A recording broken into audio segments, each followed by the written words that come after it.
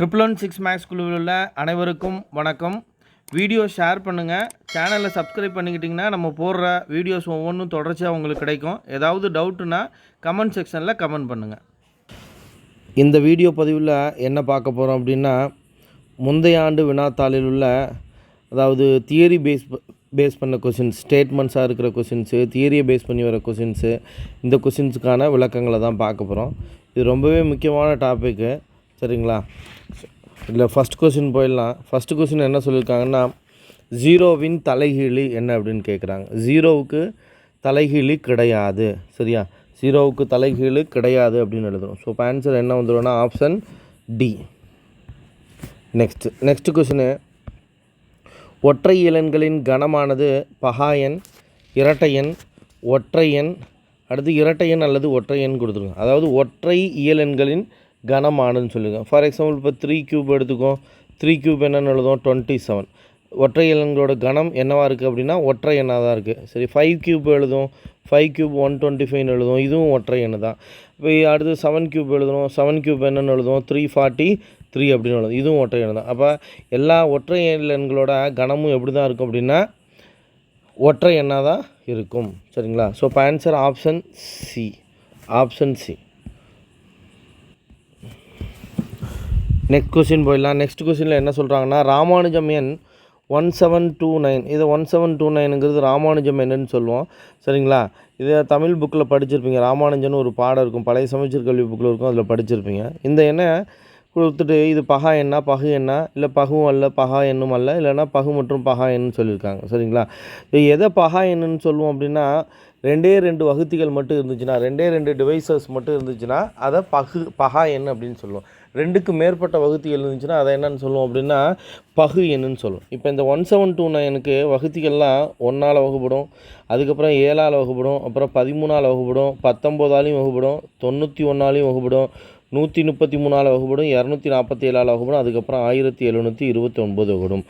2க்கு மேற்பட்ட வகுத்திகள் இருந்துச்சுன்னா என்னென்னு சொன்னால் காம்போசிட் நம்பர், பகு எண். ஸோ ஆப்ஷன் பியில் வந்துடும், சரிங்களா? சரி, நெக்ஸ்ட் கொஷின் போயிடலாம். நெக்ஸ்ட் கொஷினு கவனிங்க. பின் வருவனவற்றில் எது தவறானது அப்படின்னு கேட்டிருக்காங்க, சரிங்களா?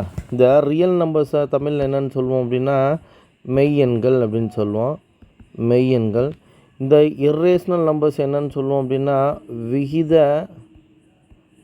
முறா எண்கள் அப்படின்னு சொல்லுவோம், விகித முறா எண்கள். ரேஷனல் நம்பரை விகிதமுறு எண் அப்படின்னு சொல்லுவோம். அடுத்து இன்டிஜர்ஸ் அப்படின்னா முழுக்கள் அப்படின்னு அர்த்தம். ஹோல் நம்பர்ஸ் அப்படின்னா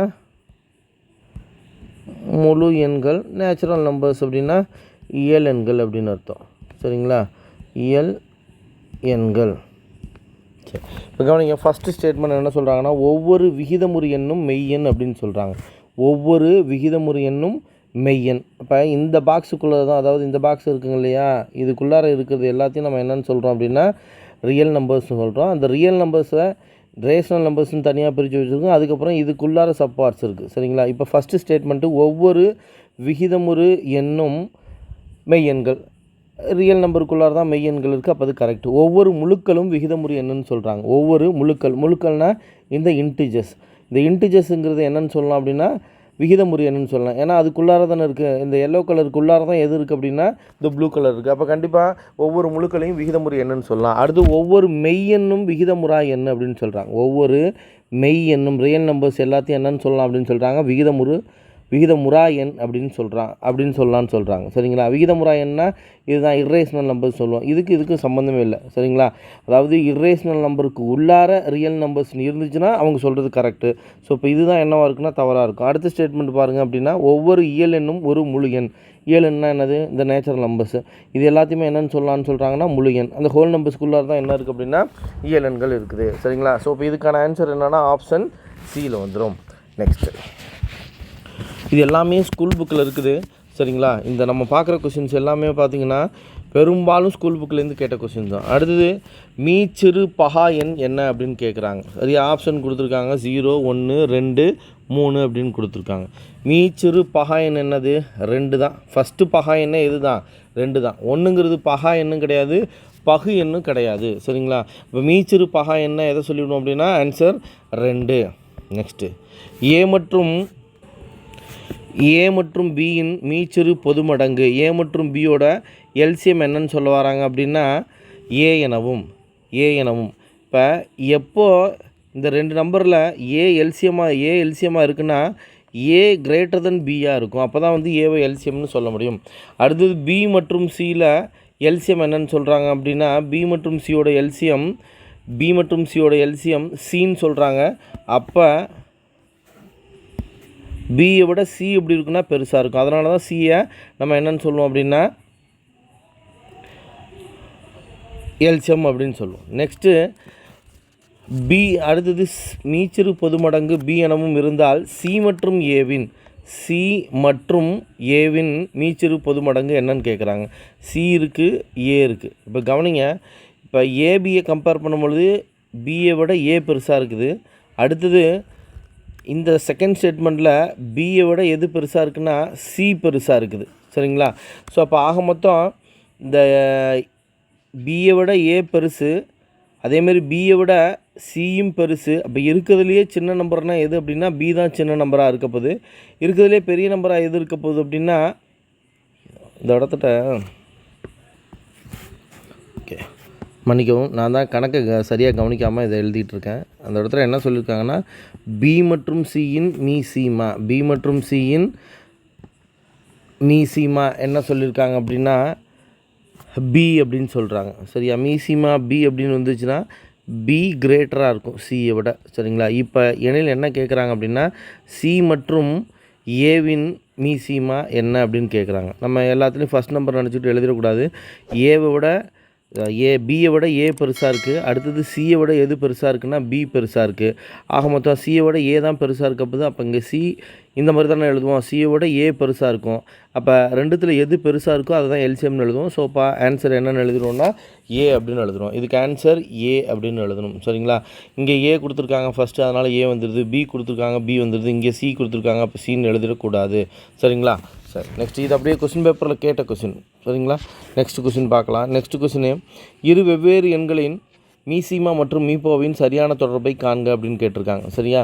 இப்போ 2 வெவ்வேறு எண்கள் அப்படின்னு சொல்லிட்டாங்க அப்படின்னாவே மீசிமா தான் பெருசாக இருக்கும், இந்த மீப்போவா ஹெச்சிசிஎஃப் என்னவாக இருக்குன்னா சின்னதாக இருக்கும். இதே ரெண்டுமே ஒரே நம்பராக இருந்துச்சுன்னா மீசிமா என்ன வருதோ அதே தான் என்னவும் வரும், மீப்போவும் வரும். எல்சிஎம் என்ன வருமோ அதே தான் ஹெச்சிஎஃபாகவும் இருக்க முடியும். சரியா? இங்கே வெவ்வேறு எண்களாக கொடுத்ததால் இந்த மீப்போவாவும் மீப்போமாவும் எப்படி இருக்க முடியாதுன்னா ஈக்குவலாக இருக்க முடியாது. இது தவறு. அடுத்து இங்கே வந்துடுறோம். மீப்போவாவை விட மீசிமா பெருசாக இருக்குன்னு சொல்கிறாங்க. அப்படி தானே? <= சரியா? மீசிமா அப்படின்னு சொல்கிறாங்க. அப்போ இது என்னதுன்னா இந்த ஈக்குவல் டு சிம்பிள் இல்லைன்னா இது கரெக்டு. ஆனால் இங்கே ஈக்குவல் டு சிம்பிள் இருக்கு இல்லையா?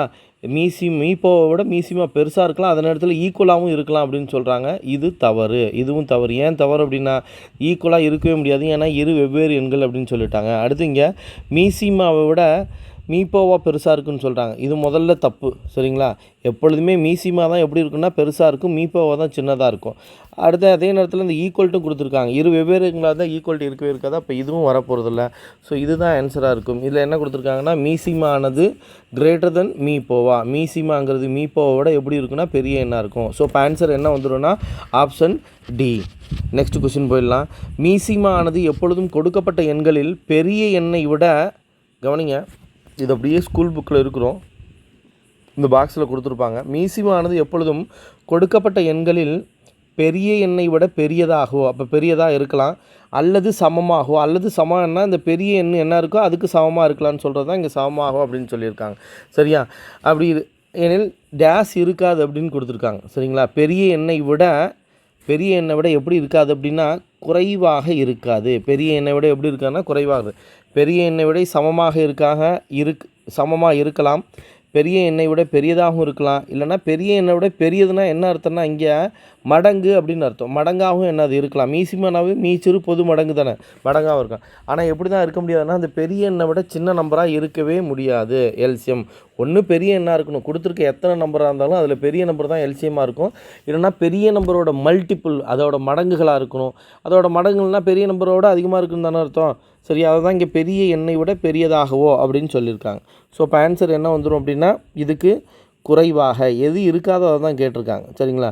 இப்போ அடுத்து கவனிங்க, இந்த மீசிமானது எப்பொழுதும் மீபோக்காவின் மடங்காக இருக்கும். இது திரும்ப கேட்குறதுக்கான வாய்ப்புகள் இருக்குது. இதை பேஸ் பண்ணி ஒரு கொஸ்டின் கொடுத்துருப்பாங்க புக்கில், அது அப்படியே கொஸ்டின் பேப்பரில் கேட்டிருக்காங்க. சரிங்களா? இதெல்லாம் ரொம்ப முக்கியமான பாயிண்ட்ஸு, ரொம்ப வேலிடான பாயிண்ட்ஸு.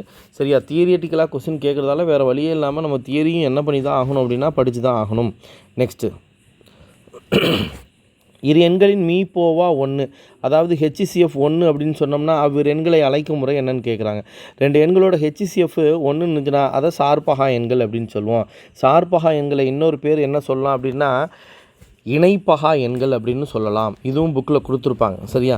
இதுதான் இங்கே கொடுத்துருக்காங்க. 2 எண்களுக்கான மீப்பெரு பொது காரணி 1 எனில் அவ்வெண்கள் சார்பகா எண்கள் அல்லது இணைப்பகா எண்கள் எனப்படும். இது ரொம்ப முக்கியமான வேர்டு. நம்ம சார்பகா எண்கள் படிச்சிருப்போம், இணைப்பகா எண்கள் புதுசாக இருக்குது. சரிங்களா? ஸோ இதை நல்லா கவனமாக பார்த்துக்கணும். அப்போ புக்கில் உள்ளது கொஸ்டின் தான் அப்படியே தியரியாக கேட்டுட்ருக்காங்க. அதில் புக்கில் உள்ள ஸ்டேட்மெண்ட் தியரிஸ்லாம் ரொம்ப முக்கியம். சரிங்களா? சரி, நெக்ஸ்ட்டு போயிடலாம். கவனிங்க, கீழ்காணும் கூற்றுகளில் எது தவறான கூற்றாகும் அப்படின்னு கேட்டிருக்காங்க. வெவ்வேறு எண்களின் பொது வகுத்திகளில் மிகப்பெரிய வகுத்தி அவ்வெண்களின் மீப்பெரு பொது வகுத்தி எனப்படும். இது கரெக்டாக கொடுத்துருக்காங்க. அடுத்தது, இரு எண்களின் மீப்பெரு பொது வகுத்தி 1 எனில் அவ்விரு எண்களும் பகா எண்கள் அப்படின்னு கொடுத்துருக்காங்க. இதுதான் தவறு. இப்போ தான் பார்த்தோம், இதில் 2 எண்களோட HCF 1ன்னு வந்துச்சுன்னா அதை என்னன்னு சொல்கிறோம், சார்பகா எண்கள் தான் சொல்லுவோம், ஒழிஞ்சு பகா எண்கள் அப்படிங்கிற வேர்டை யூஸ் பண்ண மாட்டோம்.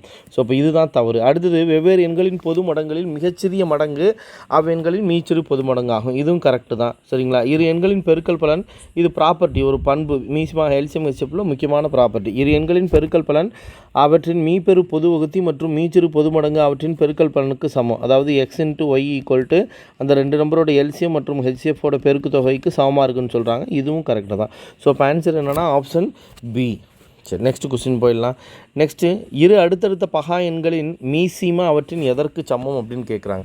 சரிங்களா? இப்போ 2, 3 அப்படின்னு 2 நம்பர் இருக்குதுன்னு வச்சுக்கோங்க. இது 2 என்னது, இரு அடுத்தடுத்த பகா எண்கள் தான். இந்த 2 நம்பரோட மீசிமா என்ன அப்படின்னா 2 நம்பரோட பெருக்கு தொகை தான் என்னவாக இருக்குன்னா மீசிமாவாக இருக்கும். சரிங்களா? ஏன்னா 2க்கும் 3க்கும் காமன் டிவைசர் இல்லை, அந்த கொடுத்துருக்க நம்பருக்கு காமன் டிவைசர் இல்லைன்னா அந்த நம்பரோட பெருக்கு தொகை தான் என்னவாக இருக்கும் அப்படின்னா எல்சியமாக இருக்கும், அதாவது மீசிமாவாக இருக்கும். சரிங்களா? அப்போ கூடுதல்னு கொடுத்துருக்காங்க, அதுவும் தப்பு. வித்தியாசம்னு கொடுத்துருக்காங்க, அதுவும் தப்பு. அடுத்தது மீபோவான்னு கொடுத்துருக்காங்க, அதுவும் தப்பு. ஆன்சர் என்ன தான் அப்படின்னா இரு எண்களின் பெருக்கல் பலன் அப்படின்னு எழுதணும். சரிங்களா? அடுத்து, அது அடுத்தடுத்துல பகா எண்களாக இருந்துச்சு அப்படின்னா 2 நம்பரோட அடுத்தடுத்த பகா எண்களில் வேறு பகா எண்களாக இருந்தாலுமே அங்கே பெருக்கு தொகையாக தான் இருக்க. சரிங்களா? சரி, நெக்ஸ்ட் கொஸ்டின் வந்துடலாம். இரு மிகை முழுக்களின் மீபோவா 1 எனில் அவ்விரு எண்களும் எவ்வாறு அழைக்கப்படும்? மிகைன்னு அதே கொஸ்டின் தான், ஏற்கனவே பார்த்து தான். இதே வேறு மாதிரி மாற்றி கேட்டிருக்காங்க. இரு மிகை முழுக்களின் அப்படிங்கிற வேர்டு யூஸ் பண்ணியிருக்காங்க. மீபோவா 1, மீபோவானா HCF 1 எனில் அவ்விரு எண்களும் எவ்வாறு அழைக்கப்படும்? சார்பகா எண்கள். சரிங்களா? ஏற்கனவே பார்த்தோம் இல்லையா, சார்பகா எண்கள் அப்படின்னு சொல்லிடும். சரிங்களா? நெக்ஸ்ட் கொஸ்டின், பின்வரும் கூற்றுகளில் எது சரியானது அப்படின்னு கேட்டிருக்காங்க. சரிங்களா? ஒரு பல்லுறுப்புக்கோவையின் படியானது அதன் உறுப்புகளில் அமைந்த மாறியின் மிகப்பெரிய குறைவற்ற முழு எண் ஆகும் அப்படின்னு சொல்லியிருக்காங்க. சரிங்களா? சரி, இது அப்படியே புக்கில் இருக்கும். சரியா? இயற்கணித கோவையின் படி என்பது அக்கோவையில் உள்ள உறுப்புகளின் அடுக்குகளில் அதிகபட்ச அடிக்கணி குறிப்பதாகவும் கோவையின் எந்த உறுப்பின் படியானாலும் அது மிகை முழுக்களாகவே இருக்கும். அதை தான் இங்கே என்ன சொல்லியிருக்காங்க அப்படின்னா குறைவற்ற முழுக்கள் அப்படின்னு சொல்லியிருக்காங்க. மிகை முழுக்கள் என்னென்னு சொல்லலாம் அப்படின்னா குறைவற்ற முழுக்கள் அப்படின்னு சொல்லலாம். சரிங்களா? அப்போ இது என்ன அப்படின்னா பல்லுறுப்புக்கோவையின் படியானது அதன் உறுப்புகள் அமைந்த மாறியின் மிகப்பெரிய குறைவற்ற முழு எண் எனப்படும். சரிங்களா? சரி, அடுத்தது இந்த லைன்லேருந்து தான் கொடுத்துருக்காங்க, புக்கில் அப்படியே இருக்கும். சார்பகா எண்களின் மீபோவா 1 ஆகும். இப்போ தான் பார்த்தோம், HCF என்னவாக இருக்கணும், 1 இருந்துச்சுன்னா அதை சார்பகா எண்கள் அப்படின்னு சொல்லுவோம். அடுத்தது ABBCCA என்ற கோவையின் மீபோமானா என்ன பண்ணுவோன்னா என்னென்னலாம் காமனாக இருக்கோ அதையும் எழுதிக்கும், காமனாக இல்லை அதையும் எழுதிக்கும். அப்போ இங்கே A காமனாக இல்லை எழுதிக்கிறோம், B எல்லாத்துலேயுமே 3த்துலேயுமே காமனாக இல்லை எழுதிக்கிறோம், Cயும் காமனாக இல்லை அப்போ எழுதிக்கிறோம். ஸோ இதுவும் ரைட்டு தான். ஆனால் 1 ஆனது பகா எண்ணுன்னு கொடுத்துருக்காங்க. 1 அப்படிங்கிறது பகு எண்ணும் கிடையாது, பகா எண்ணும் கிடையாது. அப்போ கொடுத்துருக்க கூற்றுகளில் எது தவறுனா ஆப்ஷன் டி தான் என்னவாக இருக்கும் அப்படின்னா தவறானதாக இருக்கும். சரிங்களா? சரி, நெக்ஸ்ட் கொஸ்டின் போயிடலாம். மையப்போக்கு அளவுகளில் ஒன்று எதுன்னு கேட்குறாங்க. சரியா? இந்த மையப்போக்கு அளவுகள்லாம் எதில் பார்ப்போம்னா ஸ்டாட்டிஸ்டிக்ஸ், புள்ளியலில் பார்ப்போம். புள்ளியலில் 2ஆக பிரித்து பார்ப்போம். ஒன்று மையப்போக்கு அளவுகள், இன்னொன்று பரவல்களின் பல்வேறு அளவுகள் அப்படின்னு. இதை பரவல் அளவுகள் அப்படின்னு சொல்லுவோம். மையப்போக்கு அளவுகள்னு சொல்லலாம், இல்லைனா இதை பிரதிநிதித்துவ மதிப்புகள் அப்படின்னு சொல்லலாம். மையப்போக்கு அளவைகளுக்கு கீழே பார்க்குறது தான் இந்த கூட்டு சராசரி, இடைநிலை, முகடு இதெல்லாம். அதேமாரி பரவல் அளவைகள் அப்படின்னா வீச்சு, சராசரி விளக்கம், கால்மான விளக்கம், திட்ட விளக்கம், விளக்க வர்க்க சராசரி, மாறுபாட்டுகள். இவங்க என்ன கேட்குறாங்கன்னா மையப்போக்கு அளவைகளில் ஒன்று எதுன்னு தான் கேட்குறாங்க. சராசரிங்கிறது தான் என்னது மையப்போக்கு அளவைகள். இந்த திட்ட விளக்கம்லாம் எதில் வந்துடுது, இதில் வந்துடுது இல்லையா. வர்க்கமூலங்கிறது இது ரெண்டுத்துலையுமே வராது. பரவற்படிங்கிறது விளக்க வர்க்க சராசரின்னு சொல்லுவோம், அது இங்கேயும் பரவல் அளவையில் தான் வருது. சரிங்களா. ஸோ இப்போ ஆன்சர் என்னென்னு எழுதுறோம்னா இதெல்லாம் அப்படியே ஓல்டு கொஸ்டின் பேப்பரில் இருக்கிறது. ஓல்டு கொஸ்டின் பேப்பரில் எங்கேருந்து கேட்டிருக்காங்கன்னா ஸ்கூல் புக்லேயே இருக்கும், 9th புக்லேயே இருக்குது அதெல்லாம். சரிங்களா. ஸோ அதனால் கவனமாக அதெல்லாம் படித்து தான் ஆகணும். ஒரு மார்க்கு கம்மியானாலும் அதோட வேல்யூ எல்லாருக்குமே உங்களுக்கு தெரியும். சரிங்களா. அதனால் தயவு செஞ்சு என்ன பண்ணுங்க அப்படின்னா தியரிஸும் படிச்சுங்க. சரிங்களா. சரி, நெக்ஸ்ட் கொஸ்டின் போயிடலாம். கீழே கொடுக்கப்பட்டவர்களில் எது பரவல் அளவை இல்லை அப்படின்னு கேட்குறாங்க. இப்போ தான் பார்த்தோம் எது பரவல் இல்லை. இந்த கூட்டு சராசரி தான் பரவல் அளவை அல்ல. ஏன்னா கூட்டு சராசரி எதில் வந்துடும், மையப்போக்கு அளவைகள் வந்துடும். பாக்கி வீச்சு, திட்ட விளக்கம், விளக்க வர்க்க சராசரி எல்லாமே எது, வீச்சு, திட்ட விளக்கம், விளக்க வர்க்க சராசரி இது எல்லாமே எதில் வந்துட போகுதுன்னா பரவல் அளவைகள் வந்துடுது. ரெண்டு கொஸ்டினுமே கொஸ்டின் பேப்பரில் அப்படியே கேட்டிருக்காங்க. சரிங்களா. சரி, நெக்ஸ்ட் கொஸ்டின் போயிடலாம். நெக்ஸ்ட் கொஸ்டின் என்னென்னு பார்ப்போம். 1 முதல் n வரை உள்ள n ஏழெண்களின் கூட்டு சராசரியை காண்க அப்படின்னு கேட்டிருக்காங்க. கூட்டு சராசரிக்கு என்ன ஃபார்முலானா கூடுதல் டிவைடட் பை எண்ணிக்கை. இங்கே கூடுதல் எதோட கூடுதல், இயலெண்களின் கூடுதல். இயலெண்களின் கூடுதலுக்கு ஃபார்முலா என்ன எழுதுவோம், n × n+1 டிவைடட் பை 2ன்னு எழுதுவோம். டிவைடட் பை எண்ணிக்கைங்கிறது என்ன அப்படின்னா n ஏழெண்களின்னு சொல்லியிருக்காங்க. அப்போ டிவைடட் பை n எழுதுவோம். இப்போ n × n+1 டிவைடட் பை 2, இந்த n கீழே 1 இருக்கிறதா அர்த்தம் இல்லையா. இது தலைகளாக மாறும்பொழுது என்ன ஆகிடும், × 1/n வரும். இந்த n அடிச்சுட்டோம்னா ஃபார்முலா என்னன்னு மாறிடும் அப்படின்னா, இந்த இடத்துல ஒரே நிமிஷம் சரியாக எழுதிக்கிறேன்.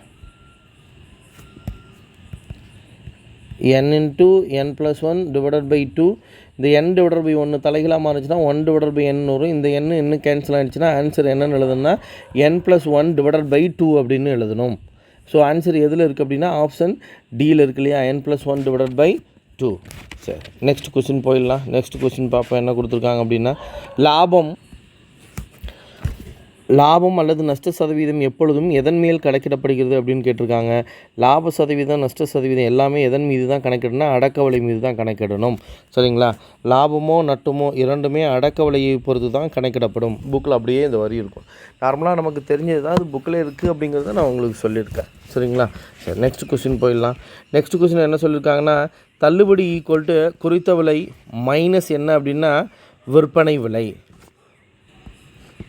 தள்ளுபடியோட வேல்யூ எவ்வளோன்னு தெரிஞ்சுக்கணும் அப்படின்னா இந்த மார்க்கெட் ப்ரைஸ்லேருந்து செல்லிங் ப்ரைஸை என்ன பண்ணணும், மைனஸ் பண்ணோம்னா தள்ளுபடி எவ்வளோன்னு கிடைக்கணும். இங்கே கவனிங்க, விற்பனை விலை ஈக்குவல் டு குறித்த விலை மைனஸ் தள்ளுபடின்னு இருக்கு இல்லையா. அப்போ தள்ளுபடி எந்த பக்கம் கொண்டு வந்துட்டோம்னா அது ப்ளஸ்ஸாக மைனஸில் இருக்கிறது ப்ளஸ்ஸாக போயிடும். விற்பனை விலை அந்த பக்கம் பொழுது மைனஸ் விற்பனைன்னு வந்து, அதனால தான் இங்கே மைனஸ்ன்னு கொடுத்துருக்காங்க, மைனஸ் விற்பனை விலை. So option B. சரிங்களா. இது அப்படியே புக்கில் இருக்கிறது தான். சரிங்களா. சரி, நெக்ஸ்ட் கொஸ்டின் போயிடலாம். இது ரொம்ப ரொம்ப முக்கியமானது, புக்கில் அப்படியே இருக்கும். சரிங்களா. இது அப்படியே கொஸ்டின் பேப்பரில் கேட்டிருக்கான். தனிவட்டியில் நான் கிளாஸ்லாம் எடுக்கும்பொழுது அப்படியே இது சொல்லிக்கிட்டே இருப்பேன், கேட்டிருக்காங்க அப்படின்னு சொல்லி தான் இதை எடுத்துக்கிட்டே இருப்பேன். இதெல்லாமல் கூட்டு வட்டிக்கு இதேமாரி ஒரு கண்டென்ட் ஒன்று கொடுத்துருப்பாங்க, அதெல்லாம் மனப்பாடம் பண்ண சொல்லியிருப்பான். சரிங்களா. சரி, தனிவட்டியில் அசலானது n ஆண்டுகளில் இரட்டிப்பாகும் எனில் அது எத்தனை ஆண்டுகளில் m மடங்கு ஆகும். தனிவட்டியில் அசலானது n ஆண்டுகளில் இரட்டிப்பாகும் எனில் அது m-1 × n ஆண்டுகளில், m-1 × n ஆண்டுகளில் m மடங்காகும். இந்த மாடல் சம்ஸ் கேட்டுக்கிட்டே இருப்பாங்க. அதுக்கான ஃபார்முலா இதுதான். இந்த ஃபார்முலாவை நமக்கு கொஸ்டினாக கேட்டுட்டாங்க. சரிங்களா. இப்போ கூட்டு வட்டிக்கு இதேமாரி ஒரு ஃபார்முலா இருக்குது. இது கண்டிப்பாக அடுத்த எக்ஸாம்லேயும் எப்போ வேணாலும் கேட்கலாம். சரிங்களா. சரி, அடுத்து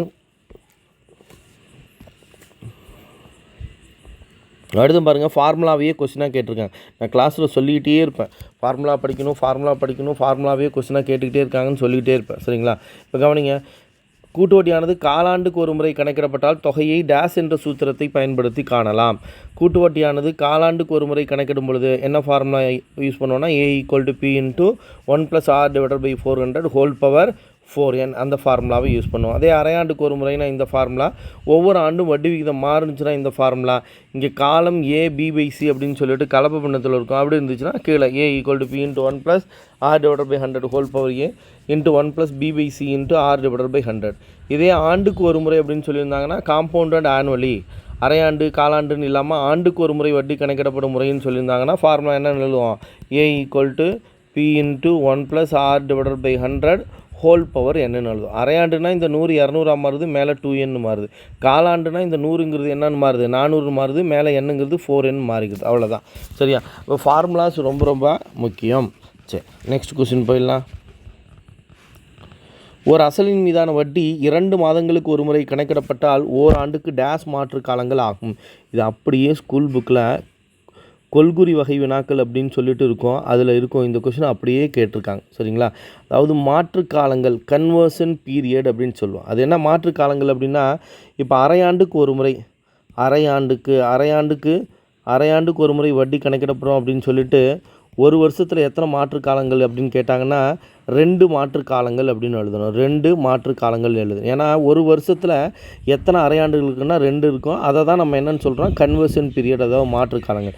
இதே அரையாண்டுக்குன்னு சொல்லிட்டு 2 ஆண்டில் எத்தனை மாற்று காலங்கள் இருக்காங்கன்னா 2 வருஷத்தில் 4 தடவை 6 அரையாண்டு இருக்கு இல்லையா, 4 அரையாண்டுகள் இருக்கு இல்லையா, அப்போ 4 மாற்று காலங்கள். 3 வருஷம்னு சொல்லிட்டு அதை என்னென்னு எழுதுவோம், 3 வருஷத்தில் 2 6 மாற்று காலங்கள் இருக்கும். சரிங்களா? இப்போ அதே தான் இங்கே கொஸ்டின். ஒரு அசல் மீதா இப்போ இதே காலாண்டுன்னு சொல்கிறாங்கன்னு வச்சுக்கோங்க. காலாண்டுக்கு ஒரு முறை வட்டி கணக்கிடப்பட முடியும்னு சொல்லிட்டு ஒரு வருஷத்துக்கு எத்தனை மாற்று காலங்கள் கேட்டாங்கன்னா, ஒரு வருஷத்தில் எத்தனை காலாண்டுகள் இருக்கும், 4 காலாண்டுகள் இருக்கும். அப்போ மாற்று காலங்கள் 4 மாற்று காலங்கள். அப்போ 2 வருஷம்னு எழுதிக்கிட்டோம்னா 8 மாற்று காலங்கள். அதாவது காலாண்டுக்குன்னு கணக்கிட முடியுது. இங்கே நமக்கு என்ன தான் சொல்லியிருக்காங்க அப்படின்னா, காலாண்டு அரையாண்டெல்லாம் சொல்லாமல் 2 மாதங்களுக்கு ஒரு முறை, 2 மாதங்களுக்கு ஒரு முறை அப்படின்னு சொல்லிட்டாங்க. ஒரு முறை அப்படின்னு சொல்லிட்டு கணக்கிடப்பட்டால், 2 மாதங்களுக்கு ஒரு முறை கணக்கிடப்பட்டால் ஓராண்டுக்கு, ஒரு வருஷத்தில் எத்தனை மாற்று காலங்கள் இருக்குன்னு கேட்குறாங்க. அப்போ ஒரு வருஷத்தில் எத்தனை 2 மாதங்கள் இருக்குன்னா 6 தடவை தானே இருக்கும். ஸோ இப்போ ஆன்சருங்க என்னென்னு எழுதணும்னா 6 மாற்று காலங்கள் அப்படின்னு எழுதணும். சரி, அது அப்படியே ஸ்கூல் புக் கொஸ்டின் அப்படியே கொஸ்டின் பேப்பரில் கேட்டிருக்காங்க. சரிங்களா? ரொம்ப ரொம்ப முக்கியம் இதெல்லாம் மாற்று காலங்கள். இந்த கான்செப்ட் என்னென்னு தெரிஞ்சால் தான் நம்ம அங்கே எழுதலாம். சரிங்களா? சரி, அடுத்து நெக்ஸ்ட் கொஸ்டின் போயிடலாம். வட்டத்தின் சுற்றளவு என்பது எப்போதும் அப்படின்னு சொல்லிட்டு அதன் விட்டத்தை கம்பேர் பண்ணி சொல்லியிருக்காங்க. விட்டத்தோட மடங்கு 3 மடங்கு, அதை போல் அதிகம், இல்லைனா 3 மடங்காக இருக்கும், இல்லைனா குறைவு, ஆரத்தை போல் 3 மடங்குன்னு சொல்லியிருக்காங்க. சரி, இப்போ கவனிங்க. இப்போ ஆரம் ஈக்குவல் டு 7ன்னு இருந்துச்சுன்னா அதோட சுற்றளவு என்னவாக இருக்கும் அப்படின்னா 44 இருக்கும். ஆரம் 7னா சுற்றளவு 44. என்ன எழுதி காட்டுறவங்களுக்கு 2πr = 2 × 22/7 × 6க்கு போல் 7ன்னு சப்ஸ்டியூட் 7 7 அடிபட்டு போயிடும், 44 அப்படின்னு கிடைக்கும். சரி, இப்போ நம்ம கொஸ்டினுக்கு வந்துடும். வட்டத்தின் சுற்றளவு என்பது, சுற்றளவு எழுதிட்டோம். வட்டத்தின் சுற்றளவு என்பது அதன் விட்டத்தை போல் 3 மடங்கு, இல்லைனா அதிகம் கம்மின்னு சொல்கிறாங்க. அப்போ இது என்ன அப்படின்னா ஆரம், இப்போ விட்டம் என்னவாக இருக்குன்னா 14 இருக்கும். இதோட 3 மடங்கு எவ்வளோ, 3 × 14 என்ன வந்துடும், 3 14 42ன்னு வந்துடும். சரிங்களா? ஆனால் சுற்றளவு போல் விட்டத்தை போல் 3 மடங்காக இருக்குது சுற்றளவு இல்லை. சரியா? விட்டத்தை போல் 3 மடங்குன்னா சுற்றளவும் இந்த விட்டத்தோட 3 மடங்கு சமமாக இருக்குதுன்னு அர்த்தம் இல்லை. அப்போ இது கிடையாது. அடுத்தது இதுதான் விட்டத்தோட 3 மடங்கு. இந்த 3 மடங்கை விட சுற்றளவு எப்படி இருக்குது, அதிகமாக தான் இருக்குது. அப்போ 2வது ஆப்ஷன் தான் ஆன்சராக வரும். அதன் விட்டத்தின் 3 மடங்கை விட குறைவு அப்படின்னு சொல்கிறாங்க. சரியா? அதன் விட்டத்தின் 3 மடங்கை விட குறைவாக இருக்குமா எது, சுற்றளவு இருக்கா? 42 விட கம்மியாக இருக்குது சுற்றளவு இல்லை. அப்போ இதுவும் கிடையாது. அதன் ஆரத்தை போல் 3 மடங்கு, விட்டத்தை போலவே 3 மடங்கு இல்லைன்னா ஆரத்தை போல் எப்படி வரும், அதுவும் வராது இல்லையா? ஸோ இப்போ ஆன்சர் என்ன தான் வரப்போகுது அப்படின்னா ஆப்ஷன் பி. இல்லைனா வேறு நம்பர் வேணாலும் எழுதிக்கிட்டு வேணாலும் செக் பண்ணி பாருங்கள், அதே சேம் ஆன்சர் தான் வரும் உங்களுக்கு. சரிங்களா? வேறு நான் 7 எழுதிக்கிட்டேன், 7க்கு பதிலாக ஆரம் வேறு ஏதாவது நீங்கள் வச்சிங்க, 10.5ன்னு வச்சிங்க, இல்லை 14 கூட வச்சிங்க. சரிங்களா? இப்போ 14 எடுத்துக்கோங்க. ஆரம் 14னா அதோட சுற்றளவு என்னவாக தான் இருக்கும் அப்படின்னா 88 தான் இருக்கும். சரிங்களா? சுற்றளவு என்னவாக இருக்கும் அப்படின்னா 88 தான் இருக்கும். சரிங்களா? இப்போ ஆரம் தான் 14, அப்போ இது என்ன வந்துடும், விட்டம் 28. இதோட 3 மடங்கை தான் கம்பேர் பண்ணுறாங்க. 3 தடவை 28 பெருக்கணும்னா 84 அப்படின்னு கிடைக்கும். 3 × 28 84. இதை விட எப்படி தான் இருக்குது, சுற்றளவு அதிகமாக இருக்குது. ஸோ இப்போ கண்டிப்பாக ஆப்ஷன் பி தான் என்னவாக இருக்க முடியும் அப்படின்னா ஆன்சராக இங்கே இருக்க முடியும். சரி, நெக்ஸ்ட் கொஸ்டின் போயிடலாம். கவனிங்க. அரைவட்டத்தில் அமையும் கோணம், இது அப்படியே புக்கில் இருக்கும், ஒரு கொஸ்டின் பேப்பரில் கேட்டிருக்காங்க. அரைவட்டத்தில் அமையும் கோணம் என்ன அப்படின்னா செங்கோணம். அரைவட்டத்தில் அமையும் கோணம் செங்கோணம். அரைவட்டத்தின் மைய கோணம் அப்படின்னு கேட்டால் தான் நம்ம என்னென்னு எழுதுவோம் அப்படின்னா 180 டிகிரி அப்படின்னு எழுதுவோம். அரைவட்டத்தில் அமையும் கோணம் என்ன அப்படின்னா செங்கோணம். இது புக்கில் இருக்கும், 9th புக்கில் அப்படியே இருக்கும். சரியா? ஸோ இப்போ இதுக்கான விடை என்ன அப்படின்னா செங்கோணம். சரி, நெக்ஸ்ட் கொஸ்டின் பார்த்துடலாம். நெக்ஸ்ட் கொஸ்டின், முக்கோணம் ஏபிசியில் எது உண்மை வாக்கியம் என கூறுக அப்படின்னு சொல்லியிருக்காங்க. சரியா? First AC squared equal to AB squared plus BC squared அப்படின்னு கொடுத்துருக்காங்க. இது அந்த பித்தாகரஸ் தியரம் இல்லையா? அவங்க ஜென்ரலாக முக்கோணம் அப்படின்னு சொல்லிட்டாங்க. அப்போ இதை நம்ம என்ன பண்ண முடியாதுன்னா ஆன்சராக எடுத்துக்க முடியாது. செங்கோண முக்கோணத்துக்கு தான் இது சூட்டபுளாக இருக்கும். அடுத்து இங்கே என்ன அப்படின்னா இந்த இடத்துல ட்ரையாங்கிள் இன்இக்வாலிட்டி லா அப்படின்னு சொல்லிட்டு இருக்கு. அது என்ன அப்படின்னா ஒரு முக்கோணத்தின் ஏதேனும் இரு பக்க அளவுகளின் கூடுதல் மற்ற அதாவது மூன்றாவது பக்கத்தை விட அதிகமாக இருக்கும். ஒரு முக்கோணத்தின் ஏதேனும் இரு பக்க அளவுகளின் கூடுதல் மூன்றாவது பக்க அளவை விட எப்படி தான் இருக்கும் அப்படின்னா அதிகமாக இருக்கணும். சரிங்களா? இப்போ ஃபார் எக்ஸாம்பிள் இப்போ சி இதை பின்னு வச்சுக்கிறோம், இதை 3ன்னு வச்சுக்கிறோம், இதை 4ன்னு வச்சுக்கிறோம், இதை 5ன்னு வச்சுக்கிறோம். சரிங்களா? அப்போ தான் இந்த முக்கோணத்தை அமைக்கவே முடியும். ஆனால் இங்கே என்ன சொல்கிறாங்கன்னா இது ரெண்டுத்தோட கூடுதல் ஏபி ப்ளஸ் பிசியோட கூடுதல் ஏசிக்கு சமமாக இருக்குன்னு சொல்கிறாங்க. அதனால் இது வராது. நெக்ஸ்ட்டு இங்கே இந்த மூன்றாவது பக்கமான அதாவது கர்ண பக்கமான ஏசிங்கிறது இந்த ஏபி ப்ளஸ் பிசி இருக்கு இல்லையா அதை விட அதிகமாக இருக்குதுன்னு சொல்கிறாங்க, கிரேட்டராக இருக்குதுன்னு சொல்கிறாங்க. இந்த ரெண்டு பக்க அளவுகளோட கூடுதலை விட ஏசி அதாவது கர்ணப்பக்கம் அதிகமாக இருக்குதுன்னு சொல்கிறாங்க. அதிகமாக இருக்கும். 3 4 கூட்டினோம்னா என்ன வரும்? 7 வரும். இது பித்தாகரியன் ட்ரிப்ளெட்ஸ், பித்தாகரன் 3 தொகுதிகள்னு சொல்லுவோம். இந்த 3 4 5ங்கிறத இது முக்கோணத்தை அமைக்கக்கூடிய ஒரு நம்பர். சரிங்களா?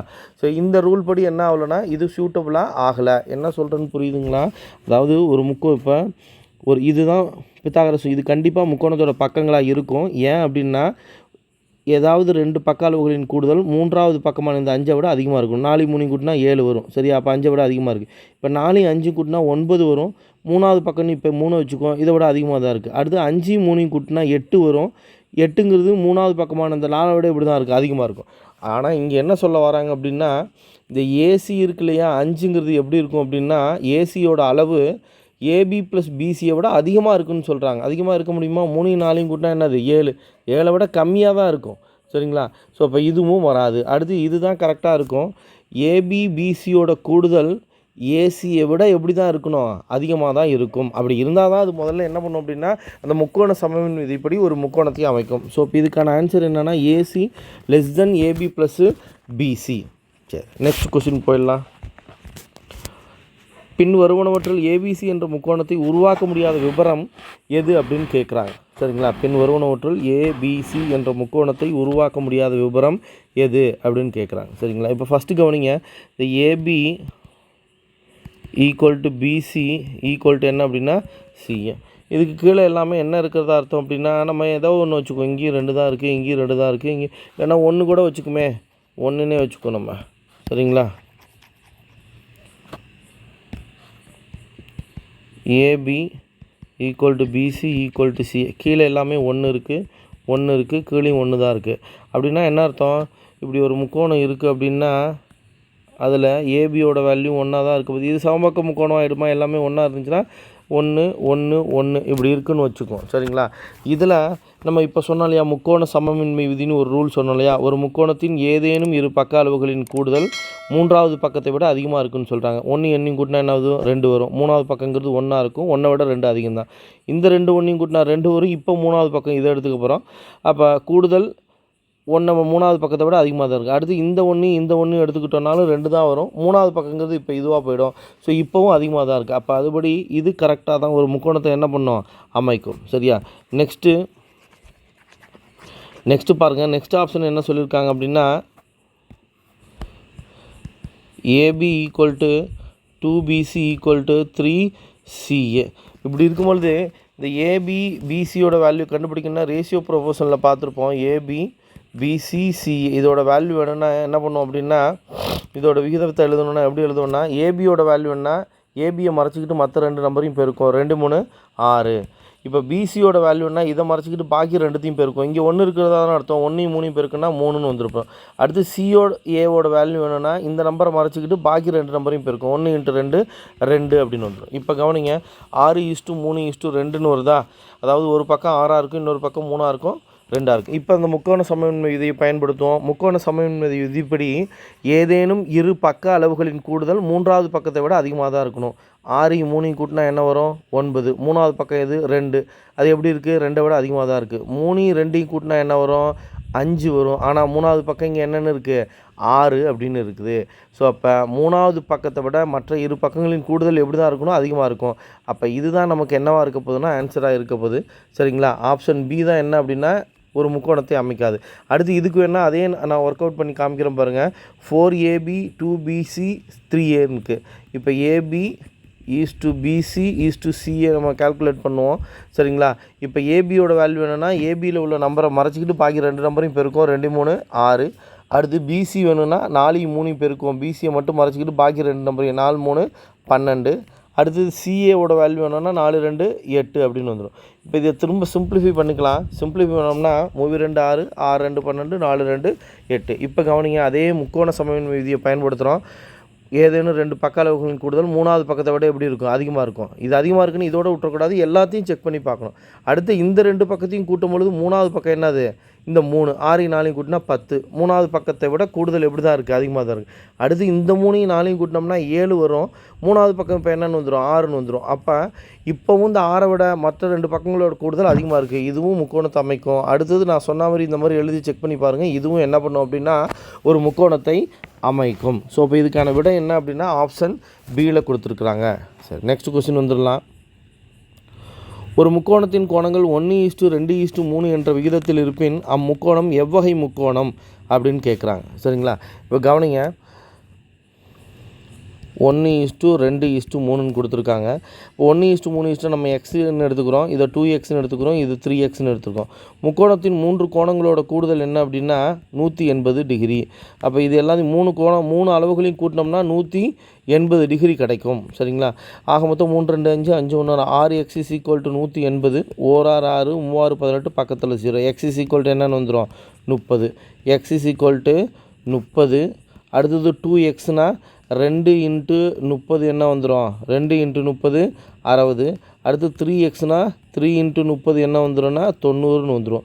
அப்போ ஒரு கோணம் என்ன வந்துடுது 30 டிகிரி, 60 டிகிரி, 90 டிகிரி. ஒரு கோணம் 90 டிகிரி இருந்துச்சுன்னா அது என்ன முக்கோணமாக இருக்க போகுதுன்னா ரைட் ஆங்கிள் ட்ரையாங்கிள், செங்கோண முக்கோணமாக தான் இருக்கணும். சரிங்களா? ஸோ ஆன்சர் என்ன அப்படின்னா செங்கோண முக்கோணம். நெக்ஸ்ட் கொஸ்டின் போயிடலாம். ஒரு முக்கோணத்தின் 3 கோணங்களின் இரு சமவெட்டிகள், ஒரு முக்கோணத்தோட 3 கோணங்களோட இரு சமவெட்டிகள் சந்திக்கும் புள்ளி டேஸ் ஆகும் அப்படின்னு கேட்டிருக்காங்க. கவனிங்க, ஒரு முக்கோணத்தின் 3 கோணங்களோட இரு சமவெட்டிகள் சந்திக்கும் புள்ளியானது அதன் உள்வட்ட மையம் அப்படின்னு சொல்லியிருக்காங்க. சரிங்களா? ஸோ இப்போ இதுக்கான ஆன்சர் என்னென்னு எழுதுவோம், உள்வட்ட மையம் அப்படின்னு எழுதணும். சரிங்களா? இதுவும் அப்படியே புக்லேயே தான் இருக்கும். சரிங்களா? புக்கில் இருக்கிற கொஸ்டின் தான் கேட்டிருக்காங்க நமக்கு. சரிங்களா? நெக்ஸ்ட் கொஸ்டினு, ஒரு இணைகரத்தில் எது தவறான கூற்றாகும் அப்படின்னு கேட்டிருக்காங்க. சரிங்களா? இதில் எதிரெதிர் பக்கங்கள் இணையாகும், இதுவும் கரெக்டு தான். எதிரெதிர் கோணங்கள் மற்றும் பக்கங்கள் எப்படி தான் இருக்கும் அப்படின்னா சமமாக தான் இருக்கும். மூலைவிட்டங்களின் நீளங்கள் சமமாகன்னு கொடுத்துருக்காங்க. மூலைவிட்டத்தோட நீளம் எப்படி இருக்கான்னா சமமாக இருக்காது. மூலைவிட்டங்கள் ஒன்றை ஒன்று இரு சம கூறிடும். அதாவது ஒரு இணைகரம் இப்படி எடுத்துக்கிறோம் அப்படின்னா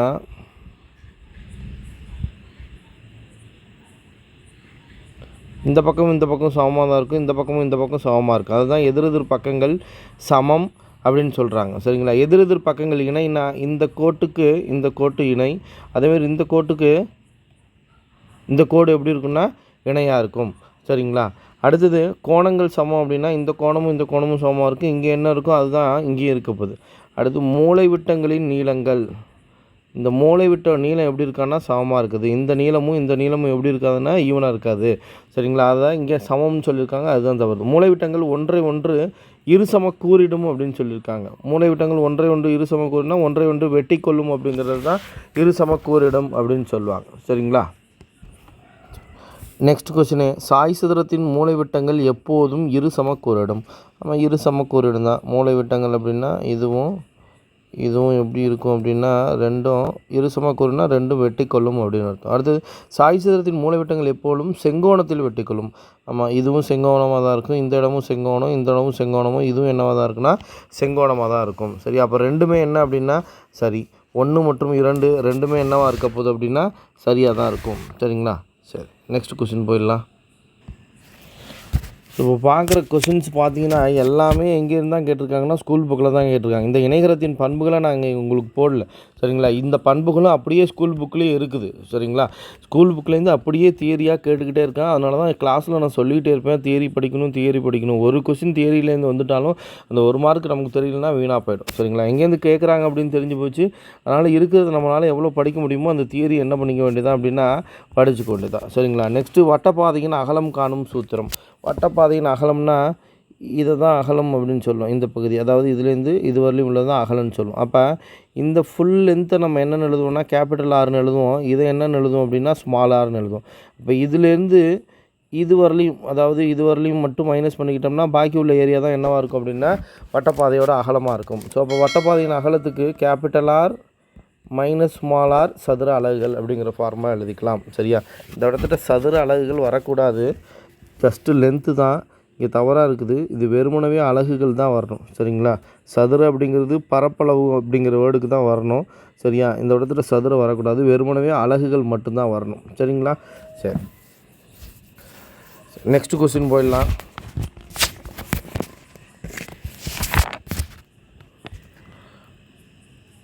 ஆறு சமசதுரங்களை முகங்களாக கொண்ட உருவம் என்னன்னு சொல்லுவோம் அப்படின்னா கனசதுரம் அப்படின்னு சொல்லுவோம். கனசதுரம் 6 பக்கமுமே சதுர வடிவில் இருக்கும். சம அளவுள்ள சதுரங்களாக இருந்துச்சுன்னா அதை எல்லாத்தையும் ஒன்றா ஜாயின் பண்ணோம்னா கனசதுர வடிவம் கிடைக்கும்.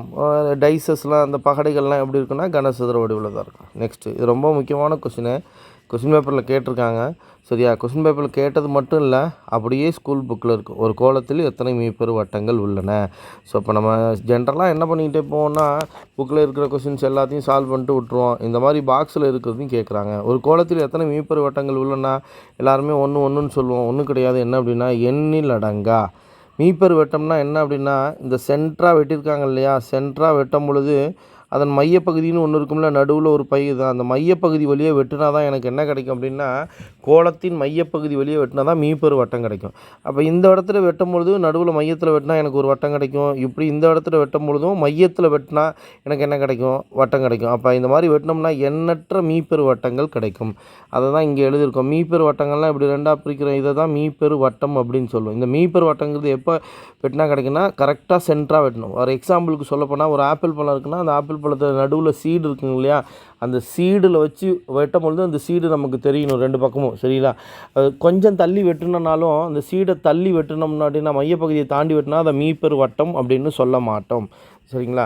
ஸோ இப்போ ஒரு கோலத்தில் எத்தனை மீப்பெரு வட்டங்கள் அப்படின்னா எண்ணில் அடங்கா, சரிங்களா. அடுத்து பாருங்கள், 6 அலகுகள் ஆரம் கொண்ட ஒரு கோலத்தின் கன அளவு அதன் பரப்பளவுடன் எதனை பெருக்குவதால் கிடைக்கிறது. கோலத்தின் கன அளவுக்கு ஃபார்முலா என்ன எழுதுவோம், 4/3 πr³ அப்படின்னு எழுதுவோம், சரியா. கோலத்தின் கன அளவு அதன் பரப்பளவுனா என்னதுன்னா πr² தான் பரப்பளவு அப்படின்னு சொல்லுவோம், சரிங்களா. அது கூட எதை பெருக்குவதனால் கிடைக்கிறது அப்படின்னு கேட்குறாங்க. இங்கே வலைபரப்பு அப்படின்னு சொல்லியிருக்கணும், அதுக்கு பதிலாக வெறுமனவே பரப்பளவு அப்படின்னு சொல்லியிருக்கிறாங்க, சரிங்களா. சரி, இப்போ இந்த πr² போக பாக்கி என்ன இருக்கும் அப்படின்னா நமக்கு இங்கே ஒரு 6 இருக்கு இல்லையா, 6 இருக்கும், சரியா. அந்த வலைபரப்புன்னு சொன்னால் தான் நம்ம அங்கே என்னென்னு எழுதுவோம் அப்படின்னா கோலத்தின் வலைபரப்பு 4πr² அப்படின்னு எழுதுவோம், சரிங்களா. அப்போ 4πr² போக பாக்கி இதில் என்ன இருக்கும் அப்படின்னா இன்ட்டு r/3. இந்த r³ r² தான் இங்கே இருக்குது, அதேமாரி இந்த 3 இங்கே இருக்குது. அப்போ எதை பெருக்க கிடைக்கும்னா r/3 அப்படிங்கிறது ஆன்சராக வரணும். r/3 பெருக்குவதால் கிடைக்கிறது அப்படின்னு எழுதிக்கணும். ஸோ ஆன்சர் என்னென்னா r/3. நெக்ஸ்ட் கொஸ்டின், அரைக்கோளத்தின் வலைபரப்பு அதன் ஆரத்தின் வர்க்கத்திற்கு எத்தனை மடங்கு. ஃபஸ்ட்டு அரைக்கோளத்தின் வலைபரப்புக்கான ஃபார்முலா எழுதுவோம். அரைக்கோளத்தோட வலைபரப்புக்கு என்ன ஃபார்முலா, 2πr², சரியா. இது என்ன கேட்குறாங்க, வலைபரப்பு அதன் ஆரத்தின் வர்க்கத்திற்கு. ஆரத்தின் வர்க்கம்னா என்னது, r². வர்க்கத்தின் எத்தனை மடங்கு ஆகுன்னு கேட்குறாங்க. ஆரத்தோட வர்க்கத்தோட எது பெருக்கிருக்கு, இந்த 2π இருக்குது. அப்போ ஆன்சர் என்னென்னா 2π மடங்கு ஆகும். நெக்ஸ்ட் கொஸ்டின் போயிடலாம். எல்லாமே புக்கில் இருக்கிற கொஸ்டின் தான். ஒரு உருளையின் அடிப்பாகம் வட்ட வடிவில் இல்லை எனில் அது எவ்வாறு அழைக்கப்படுன்னு கேட்டிருக்காங்க. உருளையின் அச்சானது அதன் வட்ட வடிவ அடிப்பாகத்திற்கு செங்குத்தாக இல்லை எனில் அது வட்ட உருளை அப்படின்னு சொல்லுவோம், சரி. அங்கே இருக்கு பாருங்கள், உருளையின் அடிப்பாகம் வட்ட வடிவில் இல்லை எனில் அது சாய்வு உருளை எனப்படும். ஸோ ஆன்சர் என்னன்னு எழுத வேண்டியதான், சாய்வு உருளை. அப்படியே புக்கில் கொடுத்துருப்பாங்க இதெல்லாம், சரிங்களா. சாய்வு உருளை. இப்போ இதை படித்தா தான் நம்ம அங்கே எழுதலாம், சரிங்களா. சரி, நெக்ஸ்ட் கொஸ்டின் போயிடலாம். நெக்ஸ்ட் கொஸ்டின் என்ன சொல்லியிருக்காங்கன்னா, ஒரு நேர்வட்ட கூம்பில் எத்தனை இடைக்கண்டங்கள் உள்ளன அப்படின்னு கேட்டிருக்காங்க. எல்லோரும் 1 அப்படின்னு சொல்லுவோம். ஆனால் ஆன்சர் இதுக்கு 1 கிடையாது, எண்ணில் அடங்கா. இதுவும் புக்கில் அப்படியே இருக்கும். ஒரு நேர்வட்ட கூம்பில் எத்தனை இடைக்கண்டங்கள் உள்ளன. சரி, ஃபார் எக்ஸாம்பிள் நம்ம என்ன பண்ணுவோம் அப்படின்னா, இதை கூம்பு அப்படின்னு எடுத்துக்கிறோம். இந்த கூம்பில் இந்த இடத்துல நான் அப்படி கட் பண்ணுறேன் அப்படின்னா எனக்கு கீழே இருக்கிற பாகம் என்னவாக இருக்குன்னா இடைக்கண்டமாக இருக்கும். சரி, அதுக்கப்புறம் திரும்ப இன்னொரு தடவை இந்த இடத்துல கட் பண்ணான்னா கீழே இருக்கிறது இடைக்கண்டமாக இருக்கும். திரும்ப இப்படி கட் பண்ண எனக்கு என்ன கிடச்சிக்கிட்டே இருக்குன்னா இடைக்கண்டங்கள் வந்துக்கிட்டே தான் இருக்கும். அப்போ ஆன்சர் இங்கே 1ன்னு சொல்லக்கூடாது. ஆன்சர் என்னென்னு எழுதுன்னா எண்ணில் அடங்கா. ஒரு நேர்வட்ட கூம்பில் எத்தனை இடைக்கண்டங்கள் இருக்கும் அப்படின்னா எண்ணில் அடங்கா, இன்ஃபினிட்டிவ். சரி, அடுத்து ஒரு கூம்பின் இடைக்கண்டத்தின் வலைபரப்பு என்பது π × r+r × L சதுர அலகுகள். இதே கூம்போட வலைபரப்பு என்னென்னு எழுதுவோம்னா πr/L அப்படின்னு எழுதுவோம். கூம்பின் வலைபரப்பு πr/L. இடைக்கண்டத்தோட வலைபரப்புனா π × r+r × L சதுர அலகுகள் அப்படின்னு எழுதுவோம். சரிங்களா? நெக்ஸ்ட் கொஸ்டின் பாருங்கள்.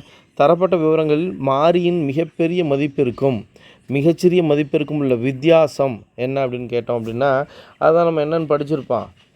வீச்சு அப்படின்னு படிச்சிருப்போமா. Range is equal to L - S. வீச்சு ஈக்குவல் டு மீப்பெரு மதிப்பு மைனஸ் மீச்சிறு மதிப்பு. அதுதான் வீச்சு. அப்படி அதுதான் இங்கே பெரிய மதிப்பிற்கும் மிக சிறிய மதிப்பிற்கும் உள்ள வித்தியாசம் அப்படின்னு சொல்லியிருக்காங்க. So answer L - S. இதுவும் புக்கிலேயே இருக்கும். இதெல்லாம் நல்லாவே தெரிஞ்சது தான் நமக்கு. சரிங்களா? நெக்ஸ்ட்டு நிகழ்வெண் பட்டியல் அமைக்க பிரிவு இடைவெளியின் நீளம். இதுவும் ஃபார்முலா தான், புக்கில் இருக்கும். இந்த ஃபார்முலா அப்படியே இருக்கும். இதுதான் ஆப்ஷன் ஏ. சரியா? நிகழ்வெண் பட்டியல் அமைக்க பிரிவு இடைவெளியின் நீளம் என்னவாக இருக்குன்னா பிரிவு இடைவெளியின் நீளம் ஈக்குவல் டு வீச்சு டிவைடட் பை பிரிவு இடைவெளியின் எண்ணிக்கையாக இருக்கும். வீச்சு divided by range divided by பிரிவு இடைவெளியின் எண்ணிக்கை. சரியா? சரி, ஸோ இப்போ இதுதான் இதுக்கான answer, option D. Next question பாருங்கள். ஒரு பகடையானது டேஸ் இருக்கும் பொழுது அதன் 6 முகங்களும் சமவாய்ப்புடையவை என அழைக்கப்படுகிறது. ஒரு பகடை சீராக இருக்கும் பொழுது அதன் 6 முகங்களும் சமவாய்ப்புடையவை என அழைக்கப்படுகிறது. சீரானது அப்படின்னா எல்லா பக்கமுமே ஒரே அளவாக இருக்குது. அதுதான் இங்கே சீரானது அப்படின்னு சொல்லியிருக்காங்க. சரி, அப்போ தான் 6 முகங்களும் சம வாய்ப்புடையவாக இருக்கும். ஸோ 5 பக்கமும் ஒரே வேறு அளவாக இருந்துட்டு பாக்கி ஒரு பக்கம் இருந்துச்சுன்னா அதை சம வாய்ப்புடையவோ அப்படின்னு சொல்ல மாட்டோம். சரிங்களா? ஸோ இப்போ இங்கே நம்ம இது தெரியல அப்படின்னா 6 முகம்னே திரும்ப எழுதி வச்சுட்டு வந்துடும். சரிங்களா? ஸோ இப்போ இதுவும் அப்படியே புக்கில் தான் இருக்கும். சரி, இது புக்கில் அப்படியே பயிற்சி கணக்கில் இருக்கும். சரிங்களா? ஸோ இதுக்கான விடை என்ன அப்படின்னா சீரானதாக. ஸோ இதோடு முடிச்சுக்கலாம். சரிங்களா? ஸோ மொத்தமில் ஒரு 40 கணக்கு பார்த்துருந்தோம். இன்னும் நம்ம பார்த்திங்கன்னா நிறையா தியரிஸ் கொஸ்டின்ஸு கேட்குறதுக்கான வாய்ப்புகள் நிறையா இருக்குது. சரியா? அதனால் அது எல்லாத்தையுமே கவனமாக படிங்க. சரியா? இந்த தியரி கொஸ்டின்ஸில் ஏதாவது உங்களுக்கு டவுட்டுனாலும் சரியா, இருக்கிற மற்ற தியரி கொஸ்டின்ஸு ஸ்டேட்மெண்ட்ஸ் உங்களுக்கு ஏதாவது இன்னும் தேவைப்படுது அப்படின்னாலும் கண்டிப்பாக கமெண்ட்ஸில் பதிவிடுங்க. அதை வச்சுட்டு நாங்கள் திரும்ப உங்களுக்கு ப்ரிப்பேர் பண்ணி தரதா என்ன அப்படின்னு யோசித்து நான் உங்களுக்கு சொல்கிறேன். சரிங்களா? நீங்கள் என்ன கமெண்ட் பண்ணுறீங்களோ அதுக்கேற்ற மாதிரி என்னோடய உழைப்பும் இருக்கும். சரியா? கண்டிப்பாக வீடியோ பார்க்குற எல்லாருமே உங்களோட கமெண்ட்ஸை பதிவிடவும். நன்றி, வணக்கம்.